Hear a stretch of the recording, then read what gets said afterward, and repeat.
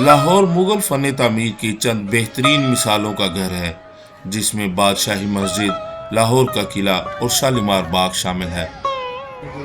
अकबर बादशाह के दौर में लाहौर ने जो उरूज देखा, इसका सिलसिला आने वाले मुगल हुक्मरानों ने भी जारी रखा।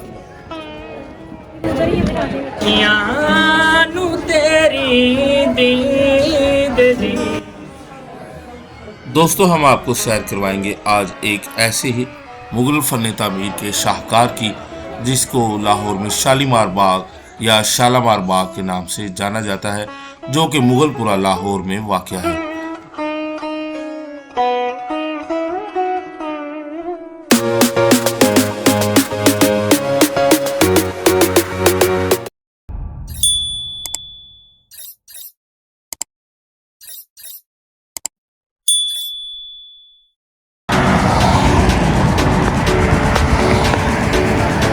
वालेकुम अस्सलाम। जी जी भाईजान, भैया आ जाए, आपको सैर करवा के लाते हैं शाहजहां के बाग की। ईद का दूसरा दिन आपने घर बैठ के जाया करना था, आपको एंजॉय करा। ठीक है सर, ठीक। पैसे आपको पढ़ने हैं इनके दिन के, ठीक है। अस्सलाम वालेकुम। तीनों दोस्त आज हम इकट्ठे हुए हैं और ये अजीम साहब हैं, ये आमिर साहब हैं। मुझे तो आप अच्छा बुरा जानते ही होंगे। और इंशाल्लाह ईद का दूसरा दिन है, हम जा रहे हैं सैर करने के लिए। लाहौर में एक नया रेस्टोरेंट खुला है, इस्लामाबाद का ब्रांड है उसका, पिज़्ज़ा, और उसके फास्ट फूड हमने खाया था कोई सन 2000 में। टेस्ट उसका अच्छा लगा था, तो वो खाएंगे। और उसके अलावा पाकिस्तान में मौजूद शाहजहां का बनाया हुआ सबसे खूबसूरत जो बाग है, उसकी हम आपको सैर करवाएंगे। तो दोस्तों चलते हैं फिर। रेडी है जी? रेडी।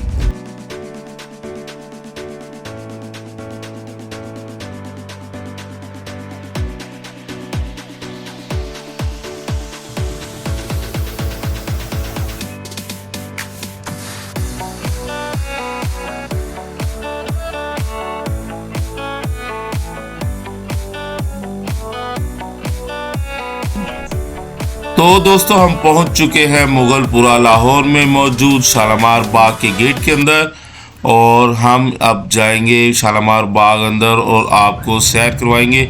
ईद का दूसरा दिन है, रौनक बहुत ज़्यादा है और गहमा गहमी बड़ी ज़बरदस्त है। हवा चल रही है, मौसम बहुत शानदार है, तो इंशाल्लाह आज बहुत ज़्यादा मज़ा आएगा। आमिर साहब टिकट लेने गए हुए हैं, टिकट लेके आते हैं तो अंदर चलते।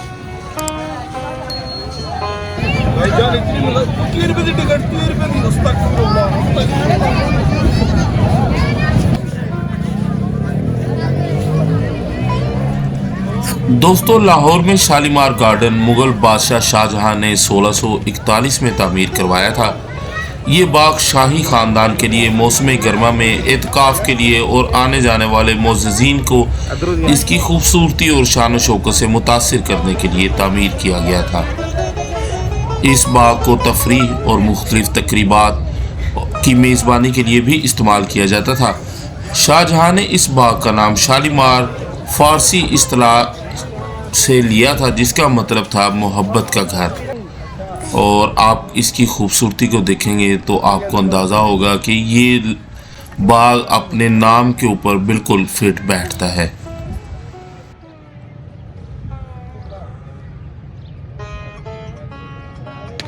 दोस्तों, शालीमार बाग अंदरून लाहौर से तकरीबन 5 किलोमीटर दूर जीटी रोड पर वाक़या है। शालीमार बाग की जगह असल में अराई फैमिली बागबानपुरा में जो रहती थी उसकी मलकियत थी, और शाहजहां के दौर में अराई फैमिली के जो सरबराह थे मियाँ मोहम्मद यूसुफ, उनसे ये जगह ले ली शाहजहां ने। इस जगह का उस वक़्त नाम इसहाकपुरा हुआ करता था। इस जगह के बदले में शाहजहां ने शालीमार बाग की जो सारा इंतज़ाम था वो अराई ख़ानदान को दे दिया था, और तकरीबन 350 साल तक बाग का सारा इंतज़ाम अराई ख़ानदान के हाथ में रहा। 1962 में जनरल अयूब के दौर में बाग का इंतज़ाम अराई फैमिली से ले लिया गया। कहते हैं शायद उसकी वजह ये थी कि उन्होंने जनरल अयूब के सदर बनने में मुखालफत की थी। तो ये थी बाग की लोकेशन के बारे में कुछ तारीख।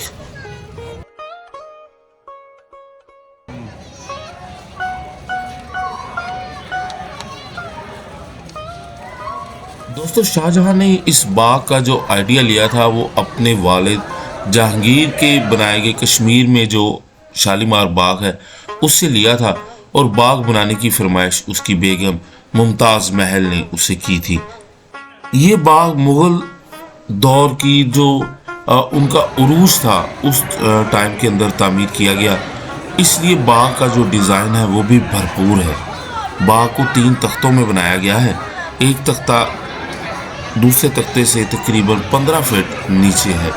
इसकी वजह पानी को के फ़्लो को इस्तेमाल करने के लिए, पानी के फव्वारों को चलाने के लिए ये सारा प्लान किया गया था। और कश्मीर से तकरीबन 150 किलोमीटर दूर से एक नहर बाग को सैराब करने के लिए यहाँ तक निकाली गई थी। 80 एकड़ रकबे के ऊपर ये बाग तामीर किया गया, और आज से 350 साल पहले इस बाग की तामीर के ऊपर उस दौर का 6 लाख रुपया खर्च आया था।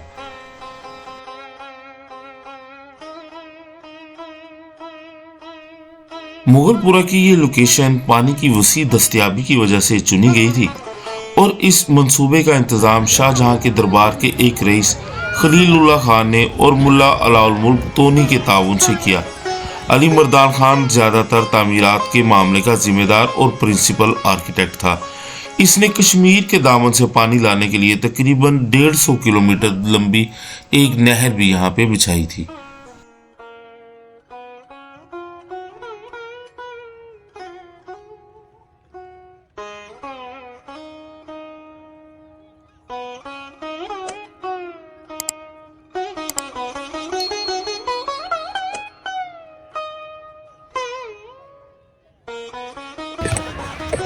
अस्सलाम वालेकुम। तो इस वक्त हम तीनों मौजूद हैं शालीमार बाग के अंदर। माशाल्लाह बड़ा खूबसूरत बाग है, बहुत ज़्यादा बड़ा है, और चारों तरफ इसके पानी के फव्वारे हैं। और ये देखें 3 पवेलियन है इसके मेन।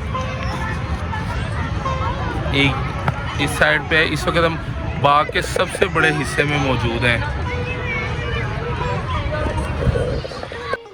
दोस्तों, बाग में होने वाले तारीखी वाक़यात का जिक्र करें तो शाहजहां का जो पोता था शहज़ादा मुअज़्ज़म, उसको 7 साल के लिए इस बाग के अंदर कैद रखा गया था, क्योंकि वो अपने बाप औरंगज़ेब के ख़िलाफ़ बगावत करता था। बगावत की वजह से औरंगज़ेब ने अपने बेटे को सज़ा तो कोई ना दी, बार बार उसको माफ़ कर दिया करता था, लेकिन उसने यहाँ पे उसको किसी से मिलने नहीं दिया, और इस जगह पे उसको यहाँ पे कैद रखा। दोस्तों, इस वक्त हम जिस ड्योरी के अंदर मौजूद हैं, ये बाग की सबसे ऊपर वाला तख्ता है। शाहजहां के बेटे औरंगज़ेब आलमगीर ने जब अपने भाइयों को कत्ल करने के बाद इक़्तिदार पर कब्ज़ा किया तो उसकी ताजपोशी इसी जगह पर हुई थी, और बाग के ये सामने वाले हिस्से में उसकी रियाया बैठी थी। तामीरात के हिसाब से देखें तो ज़मीन और छतों का जो काम है बहुत ही नफासत से हुआ है। अब इसके अंदर थोड़ा सा एजिंग नज़र आ रही है। यूनेस्को की वर्ल्ड हेरिटेज साइट है, लेकिन उस तरीके से इसको शायद मेंटेन नहीं किया जा रहा। तो ये वो जगह है जहाँ पे बैठ के औरंगज़ेब आलमगीर की ताजपोशी हुई, और सामने पूरे हिंदुस्तान की जो मखसूस आम रियाया थी उनको बैठने की इजाज़त दी गई थी। यहाँ से उन्होंने बादशाह को ताजपोशी के लिए देखा था। तो दोस्तों, अब चलते हैं बाग के जो दरमियाने तख्ते की तरफ। ये पहले तख्ते से तकरीबन 15 फुट नीचे है। आप इधर साइडों पे वही लाल पत्थर देख सकते हैं जिस पत्थर से बादशाही मस्जिद की तामीर की गई थी। बहुत खूबसूरत रास्ता है, और इस वक्त हम ये बाग के दरमियाने तख्ते के ऊपर मौजूद हैं।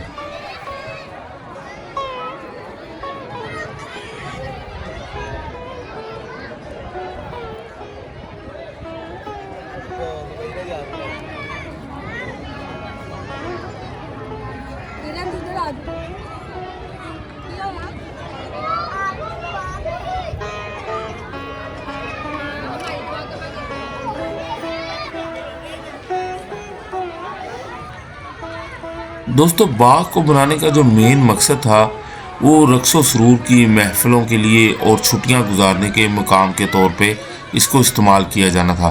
बादशाह जो है ज़्यादातर इस ऊंचे तख्ते के ऊपर बैठा करता था और जब बादशाह ने रक्स व सुरूर की महफिलें सजानी होती तो वो अपने नीचे लगाए गए तख्त के ऊपर बैठता था। दरमियान में जो एक जजीरा नुमा आइलैंड बना हुआ है वहाँ पे रक्कासाएँ रक्स किया करती थी और साइडों के ऊपर मौजूद जो 12 दरिया या पवेलियन बने हुए हैं लाल कलर के, इनके अंदर साजिंदे बैठ के म्यूज़िक बजाया करते थे उस दौर में। ये म्यूज़िक बजाने वालों के जो पवेलियन है बाग के दोनों तरफ मौजूद हैं और हम आपको उसको पास जाके भी दिखाएंगे।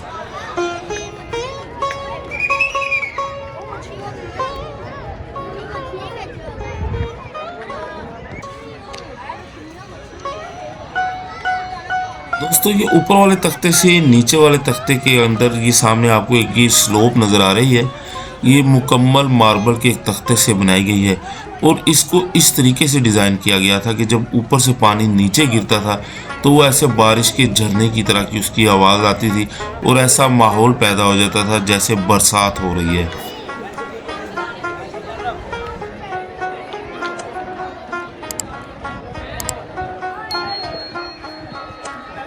और ये इस वक्त हम उस तख्त के आगे खड़े हैं जहाँ पे बादशाह अपनी बेगम के साथ रक्स व सुरूर की महफिल का नज़ारा करने के लिए बैठा करता था।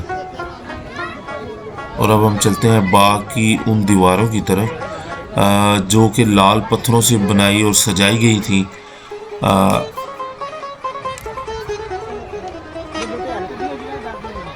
और ये है वो पवेलियन जिनके अंदर साजिंदे बैठकर म्यूज़िक बजाया करते थे उस दौर में, क्योंकि इलेक्ट्रॉनिक इंस्ट्रूमेंट्स नहीं होते थे तो जो म्यूज़िक इधर बजाया जाता था इस बिल्डिंग को इस तरीके से डिज़ाइन किया गया कि उनकी आवाज़ दूर तक फैल कर आती थी। क्या प्ले करो, जो मर्जी प्ले करो, कोई क्लासिक प्ले कर दो जैसी जगह।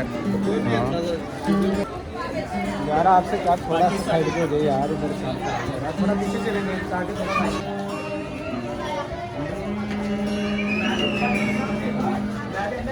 सजा मिली बेवजह वजह चाहिए यानू तेरी दीद दी पनाह चाहिए कर ले मैं पावा समझावा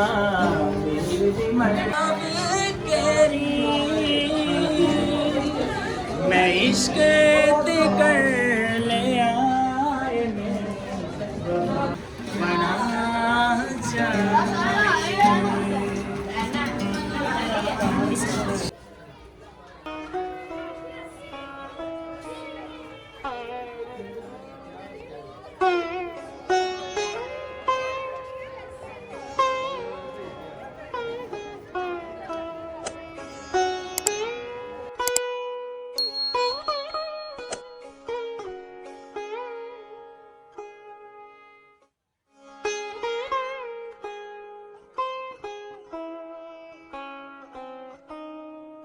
अच्छा, शाहजहां ने दोस्तों ये बाग 3 तख्तों के ऊपर बनवाया था। ये सबसे निचला बाग है, ये निचला तख्त है और उसके बाद ये ऊपर वाला फ्लोर है जहाँ पे बादशाह बैठा करता था। दरमियान में ये बादशाह का तख्त या चबूतरा है और जिधर और इसके अलावा इधर पीछे बादशाह का तख्त है और चबूतरा है। शायद सेंटर में कोई परफॉर्मेंसेस वगैरह होती होंगी। अगर वो जोधा अकबर मूवी के हिसाब से देखें तो दरमियान में बादशाह बैठता होगा। और ये सबसे ऊपर वाला ये चबूतरा है, एक ये चबूतरा है और एक ये नीचे। ये बाग 3 प्लेटफॉर्म्स के ऊपर है। आपको ये वाइड एंगल में दिखाते हैं।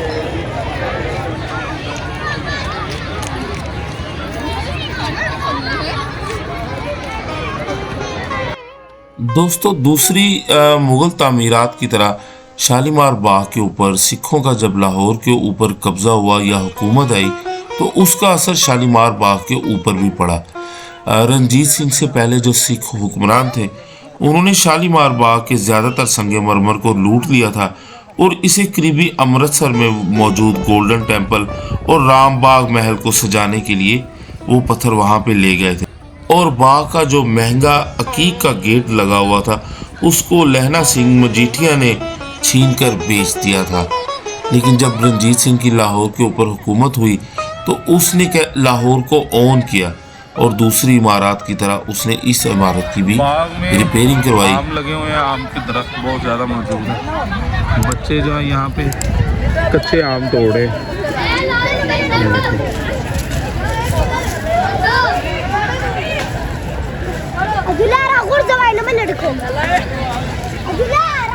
यार कच्चे आम है यार, ये भाई ने आम इकट्ठे किया हुआ था।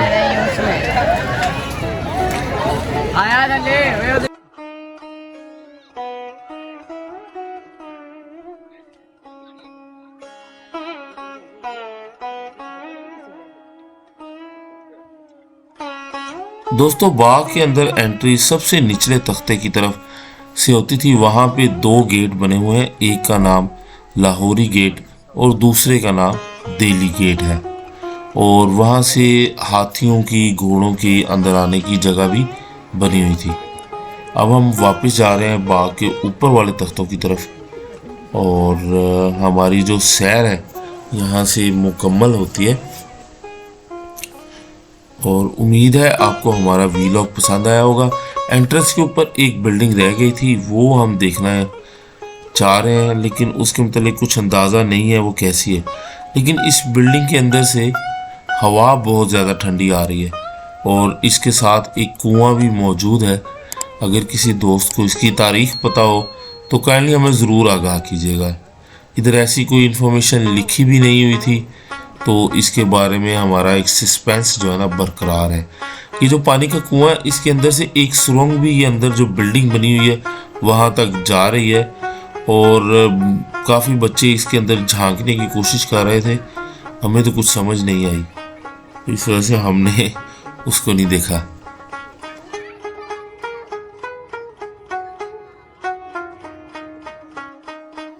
तो दोस्तों बाग के कोने पे बने हुए इन 4 मीनारों के मनाजिर के साथ ही हमारे वीलॉग का इख्तिताम होता है।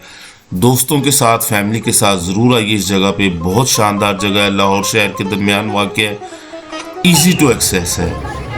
और हमें इजाज़त दीजिएगा। चैनल को लाइक, शेयर और सब्सक्राइब करना मत भूलिएगा। अपनी कीमती आरा का ज़रूर हमें आगाह कीजिएगा। Thank you. अल्लाह हाफ़िज़।